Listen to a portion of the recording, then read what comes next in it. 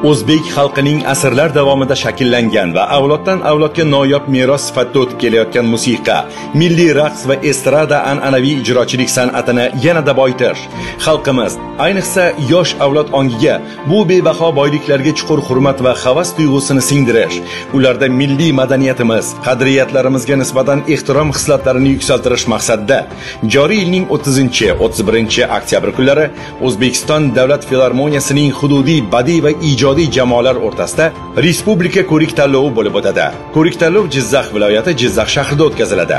G'olib bo'lgan jamoalar quyidagi miqdorda: 1-o'rin 400 million so'm, 2-o'rin 200 million so'm, 3-o'rin 100 million so'm miqdorida pul mukofotlari bilan taqdirlanishadi. Ko'rik-tanlov tashkilotchilari O'zbekiston Respublikasi Madaniyat vazirligi va Jizzax viloyati hokimligi.